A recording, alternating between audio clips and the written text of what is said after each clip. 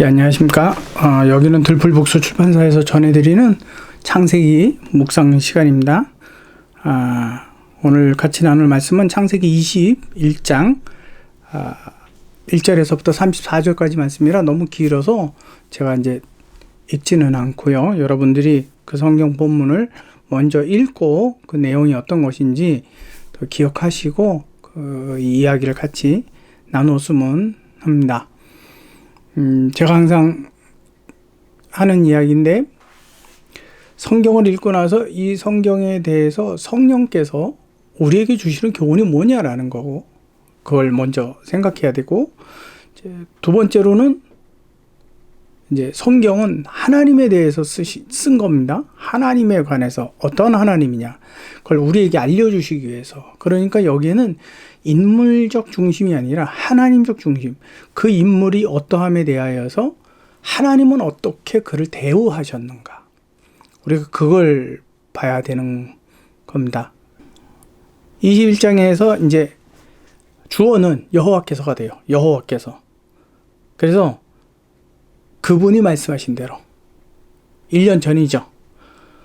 다음 해라고 말씀하셨으니까 1년 전에 말씀하신 그대로 사라에게 행하셨어요. 약속을 지키셨다는 뜻이에요. 그러면 이 본문을 통해서 우리가 생각해야 되는 게, 하나님은 무엇을 지키시는 분이라고요? 당신의 약속을 지키시는 분이라고. 그러니까 여자의 후손을 주시겠다.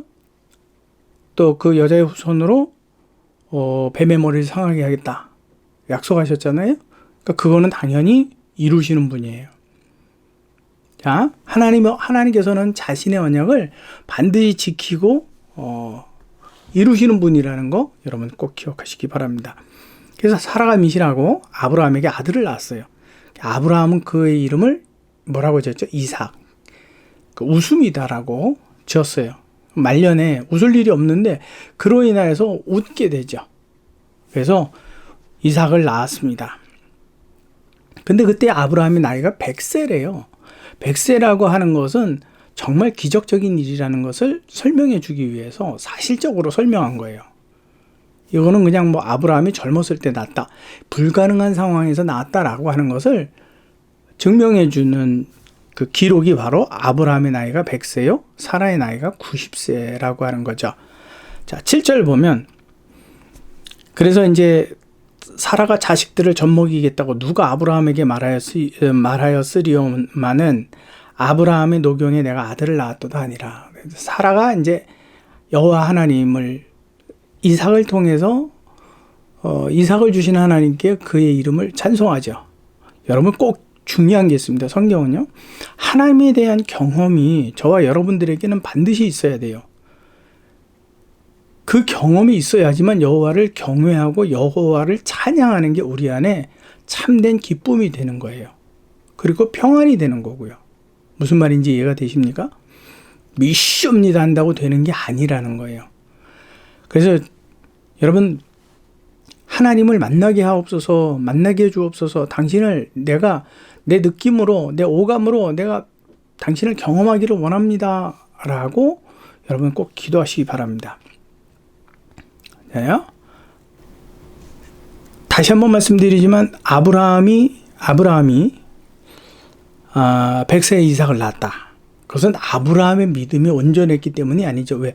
바로 우리가 지난 시간에 봤던 내용이 뭐였죠? 아브라함이 아들을 주시겠다는 말씀을 듣고 어디로 내려가죠? 그랄로 내려가서 누구를 팔죠? 사라를 팔죠. 아비멜렉에게. 그리고 다시 이제 그가 이제 한 해가 지나서 이삭을 낳게 되는 겁니다. 그렇기 때문에 아브라함의 믿음이 온전했기 때문에 하나님이 역사하셨느냐? 아니고, 아브라함의 부족한 믿음 때문에 하나님께서 그를 온전케 하시느라고 누가 역사하신 거예요? 하나님이 역사해 주신 거예요. 그분이 움직였어요. 아브라함이 움직인 게 아니에요. 돼요? 아브라함의 믿음이 바닥이었을 때, 그때 하나님께서 당신의 언약을 이루심으로 그로 하여금 하나님에 대한 경험을 갖고 믿음이 장성한 자에 이르도록 인도해 주셨다라는 거예요. 여러분 이걸 꼭 기억하셔야 되는 겁니다. 그러니까 하나님께서 여러분들에게, 저와 여러분들에게 역사하신다. 그렇다면 그것은 저와 여러분들의 믿음이 미션입니다 해서 믿음이 완전해졌기 때문에 우리를 도우시는 게 아니에요. 그분은 내가 너희의 기도에 내가 응답하겠다라고 하는 당신의 언약을 지키시기 위해서 우리에게 응답해 주시는 거예요. 우리는 그와 같은 경험들을 차곡차곡이 쌓아가져야 돼요. 그렇게 되면 그 믿음의 장성한 자의 분량으로 세워져 가는 거죠. 무슨 말인지 이해가 되시죠? 자요. 고로 이 모든 되어진 아브라함에게 있어서 되어진 일은 아브라함 때문이 아니라 하나님 때문에 하나님께서 친히 역사해 주셨다고 하는 것을 여러분들이 꼭 이 본문을 통해서 기억해야 합니다. 저하고 이 창세기 계속뿐만 아니라 모든 성경의 강해 자체가 이제 그와 같은 기준으로 가는 거예요. 사람이 아니라 하나님 중심으로. 그래서 우리는 하나님을 보게 되는 거죠. 여러분, 그렇기 때문에 우리는 간증 같은 이야기를 듣잖아요. 간증. 그러면 그 간증을 들으면서 우리는 아멘해요. 이제 목사님이나 또 어떤 성경 강의자나 또 이제 어떤 그 믿음의 무용담 이제 이런 부분들이요. 이런 부분들을 막 이야기를 하면 당신의 믿음이 정말 너무 멋있었다, 너무 좋았다. 칭찬 겸 이제 아멘하고 이제 화답을 하죠. 근데 그렇게 해야 될 일이 아니라 그의 그 연약함 가운데에서 친히 역사하시고 그 사람의 인생, 역사 안에 개입하시는 어마어마한 하나님을 우리는 볼 수 있어야 되고요. 간증이라고 한다면 그처럼 나의 역사, 나의 인생 안에도 그런 하나님의 간섭이 분명히 반드시 있다라고 하는 것을 기억해야 된다라는 거예요. 우리가 성경을 보면서 바로 이와 같은 일들을 염두에 두어야 합니다. 자요. 그렇기 때문에 목사나 예언자가 하는 이야기가 하나님의 말씀처럼 신뢰가 되면 안 돼요. 하나님처럼 신뢰해야 되는 딱 두 가지가 있어요. 하나님, 그리고 그분의 말씀 성경. 이것이 하나님으로 우리 안에 경외가 되어야 되는 것이지. 물론 거기는 성령도 계시고 예수 그리스도도 계시죠. 그러나 그 외의 것들은요, 전부 다 가변적 존재로 두어야 되는 거예요. 그걸 절대적 존재로 두면 안 돼요. 그리고 우리 항상 부러워하죠. 저런 목사님에게, 저런 예언자님에게, 저런 사역자에게 이런 일들이 이루신 내게도 이루어 주셨으면 좋겠다. 라는 게 아니라 반드시 내게도 역사하신다. 라고 하는 거. 근데 그 역사를 이루기 위해서는 우리가 무엇을 해야 돼요?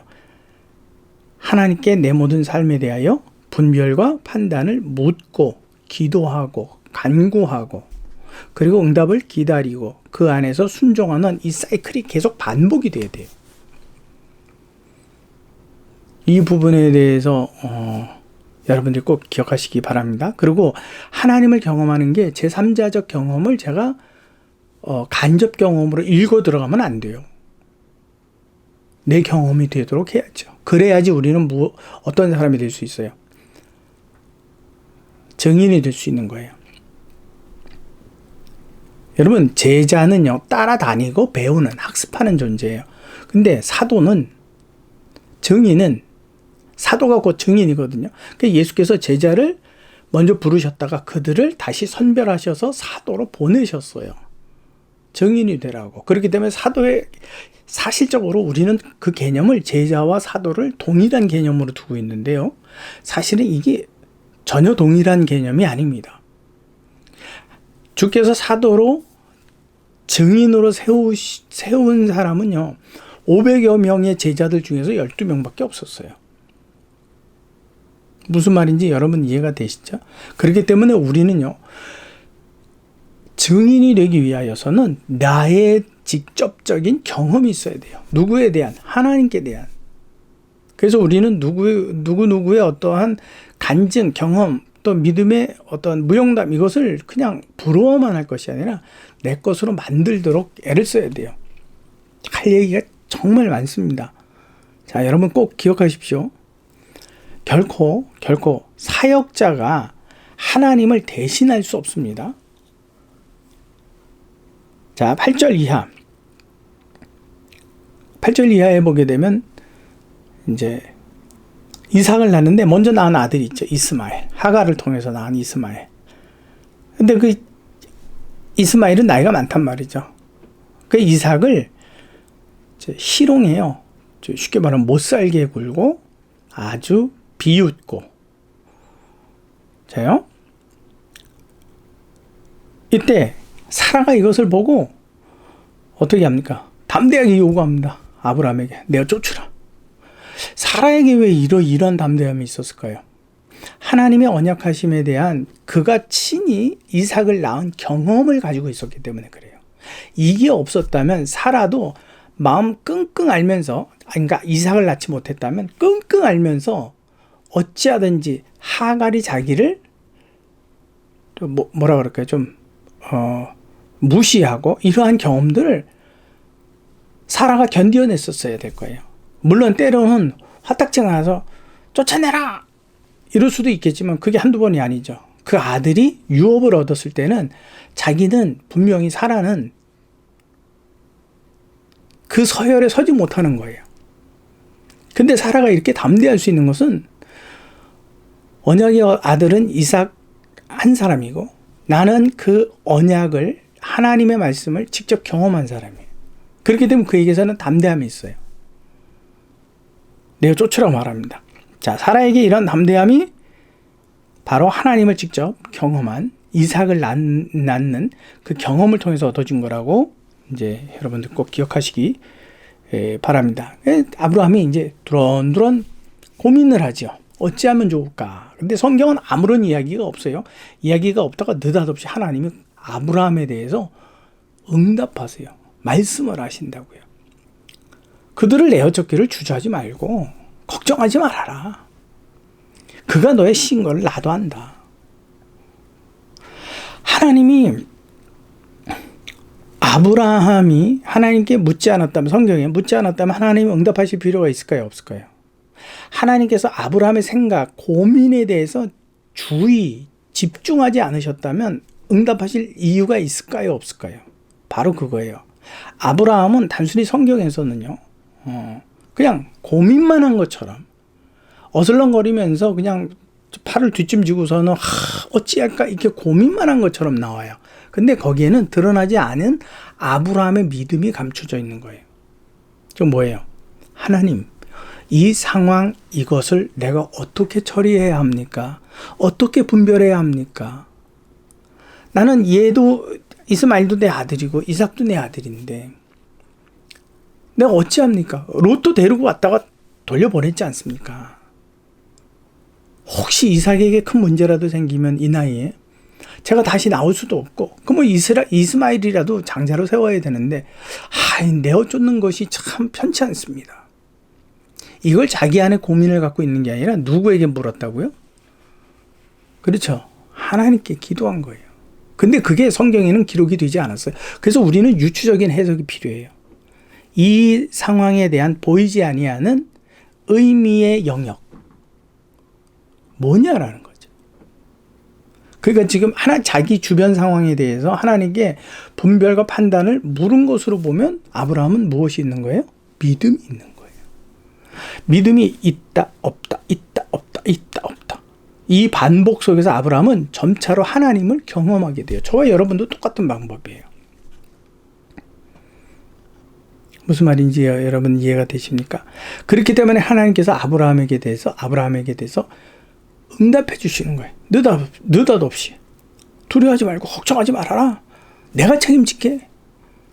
아브라함이 하나님이 책임지신다고요? 에이, 그런 말씀을 제가 그냥 책임질게요. 이러지 않았어요. 어떻게 했어요? 그렇습니까?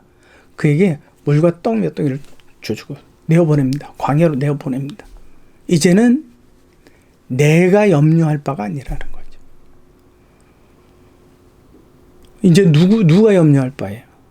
하나님께서. 그래서 어린이 찬양 중에 그런 게 있어요. 내 모든 짐을 주께 던져.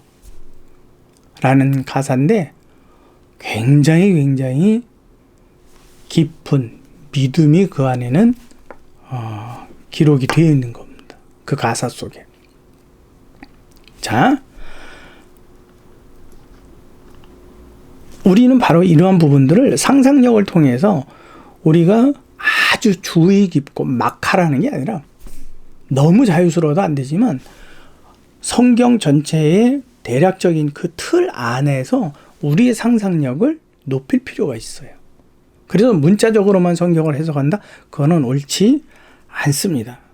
아브라함은 이스마엘과 하갈을 내어 쫓는데 자기 마음대로 자기 생각대로 자기가 분별하고 자기가 판단한 대로 막 행하지 않았어요. 그 중간에는 누구와 상의했다고요? 하나님과 상의했다고. 여러분, 이게 믿음이에요.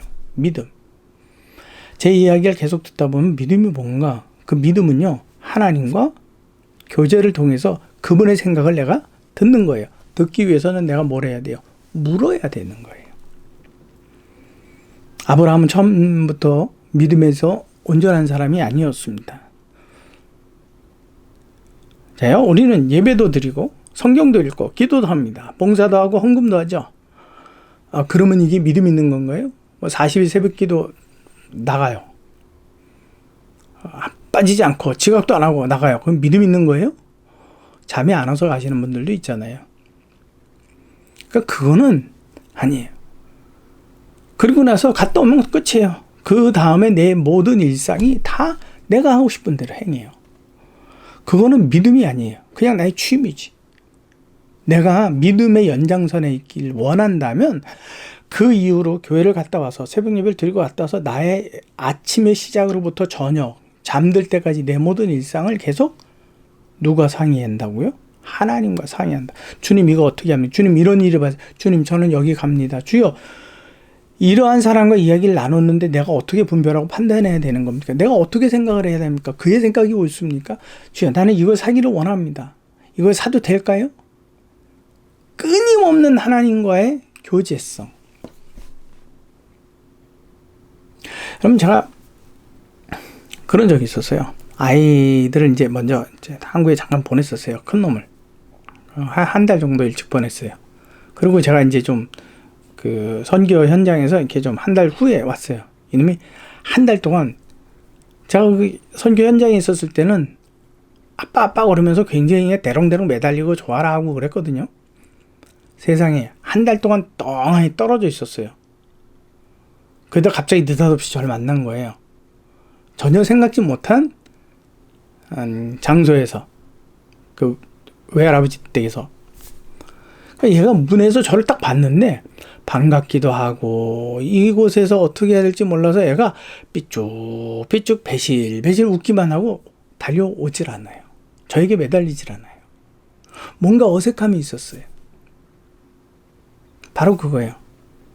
우리는 하나님과 잠깐 떨어져 있다가 그걸 갑자기 하려니까 너무 힘들어요. 본래부터 아버지와 딸이었어요. 언제든 가능해요. 어디서든 가능해요.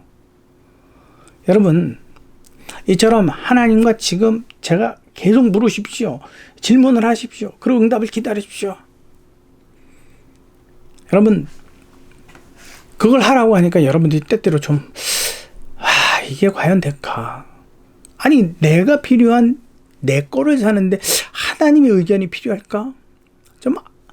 좀 의아해할 수도 있어요. 근데 이것이 바로 하나님께서 우리를 창조하신 목적이에요. 이유고. 아브라함의 믿음은 바로 이렇게 성장되었습니다. 이스마엘을 어떻게 할까요? 하갈을 어떻게 할까요? 이들을 내 집에서 내어 쫓는다면 저들은 어디로 가고 어떻게 됩니까? 하나님은 거기에 대해서 응답하고 아브라함은 그 응답을 들은 대로 어떻게 해요? 실천을 합니다. 이것이 믿음이에요.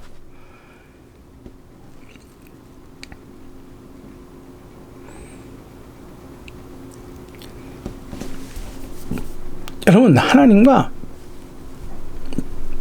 아주 친밀함. 그래서 이와 같은 대화가 계속 오고 가면서 쌓여지는 게 하나님과의 친밀함. 그래서 그분의 속사정을 이해하고 알아가는 거예요. 그래서 이사야를 보면 뭐라 그러죠? 누가 나를 위하여서 갈고 그랬더니 내가 가겠습니다 그러잖아요. 이사야가 왜 그랬느냐 하면 하나님의 속을 알았기 때문에 그래요. 하나님의 마음 깊음을 헤아렸기 때문에. 물론 사람으로서 그건 불가능하죠. 근데 그 조그마한 이사야의 하나님을 향한 관심이 하나님을 기쁘시게 했고 그로 하여금 이스라엘의 선지자로 세워가시는 거예요. 이해가 되십니까? 해요?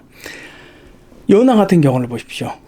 요나는 어떻게 보면 하나님께 예의를 다하지 않은 사람처럼 보여요. 그건 상관없어요. 저는 둘째한테 뺨 따고도 참 많이 맞았어요. 말은 안 되고 행동이 먼저 뽀뽀 한 2번, 3번만 이렇게 연거푸 해달라고 하면 와갖고 두 손으로 얼굴을 양손으로 한 손으로 아니 양손으로 찰떡찰떡 때리고 가요. 정말 예의가 없죠. 감히 아빠에게. 근데요, 부모와 자식 간에서는 그게 가능해요. 예의를 꼬박꼬박 지킨다고 그 관계가 친밀한 건 아니에요.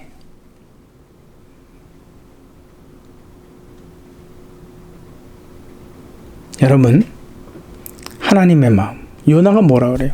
박넝쿨 때문에. 박넝쿨을 하나님께서 벌레를 보내주셔서 한꺼번에 그냥 하루아침에 그냥 확 말라버리게 하잖아요. 그러니까 햇볕에 너무너무 화딱지가 난 거예요. 막 짜증을 내요. 야, 요나야, 이렇게 하는 게 네가 나한테 지금 이 박넝쿨로 인해 이 짜증내는 게 이게 가냐 그랬더니 내가 분을 내어 죽기까지 할지라도 가하니이다 그래요. 정말 무섭죠? 근데 제가 선지자들 중에서 누구와 같기를 원합니까? 라고 묻는다면 저는 요나요 라고 주저없이 이야기를 할 겁니다. 얼마나 가까웠으면 이렇게까지 처음부터 내가 이스라엘에 있었을 때 이 다메섹에 와서 복음을 전하라고 그 회개를 선포하라고 얘기할 때부터 나는 하나님이 어떤 분인지 알았나이다. 하나님을 아십니까? 그게 관계예요. 관계. 만약에 여러분들이 억울한 일이 있어서 경찰서에 가서 신고를 했다고 칩시다. 그 경찰에 대해서 그 일을 해결해 줄 사람에 대해서 그 사람의 인격과 성품 그런 거 자세할 필요가 있나요? 관심이 있나요? 없죠. 목적이 뭐예요? 내 일을 처리해 주기를 원하기 때문에. 근데 관계라고 하는 것은요, 서류상의 관계가 아니라 인격과 인격의 관계는 서로가 서로를 알아가는 거예요. 저는 그래서 요나 선지자가 제일 마음에 듭니다. 거룩하고 놀랍습니다. 믿습니다. 뭐 두 손 들고 찬양하고 저는 그거보다 그냥 떼굴떼굴 굴러가면서라도 하나님과 끊임없는 정말 내 속 깊은 것, 하나님의 깊은 것, 성령을 통해서 배워가고 알아가고 경험해서 너무 친밀함이 가득한. 그래서 하나님이 제게 와서 야, 내가 좀 일을 많이 했더니 좀 쉬었으면 좋겠다. 네 등 좀 빌려줄래? 내가 좀 기대게. 그런 사람이 되게 해달라고 기도합니다. 주께서 내 무거운 죄의 짐, 죽음의 짐 짊어지셨으니 이제는 내가 장성한 자가 되어서 당신을 좀 쉬게 해드렸으면 좋겠다고. 그러려면 하나님을 깊이 알아야 되겠죠. 하나님이 낯설지 않아야 되겠죠. 아브라함의 하나님께 이스마엘을 어떻게 합니까? 하갈을 어떻게 합니까? 라고 물었다라는 것은 그만큼 하나님과 내면적인 영적인 교감이 깊어졌다라는 걸 이야기합니다. 무슨 말인지 이해가 되시죠? 저는 여러분들이 이 성경을 보면서 아브라함이 하나님을 찾고 하나님께 간구하고 기도한 흔적이 없네? 그거는 문자적인 이해일 뿐이에요. 상상력을 동원해보면 아주 쉽게 찾아낼 수 있어요. 아브라함이 하나님께 간구했구나. 어떻게 해야 되는지. 그 일에 대해서 내가 어떻게 처리하고 어떻게 분별해야 되는지 물었구나. 그리고 하나님은 그에게 응답하셨구나. 그리고 아브라함은 거기에 순종했구나. 응답만 들어놓고 아이 난 못 보내요. 안 보낼 거예요. 그렇다면 그건 아무런 의미가 없어져 버려요. 근데 아브라함은 예 알겠습니다. 그리고 바로 이해가 안 되는 내일을 예측할 수 없는 상황인데 내어놓아요. 누구의 손에? 약속하셨잖아요. 내가 큰 민족을 이루겠다고. 그분의 언약에 내어놓아요. 저와 여러분들이 성령께서 오늘 주시는 말씀 아브라함처럼 믿음의 장성한 자가 되기를. 하나님은 그래서 그것을 계속 끌어가시죠. 한 가지만 좀 시간이 오래됐는데 한 가지만 더 말씀드릴게요.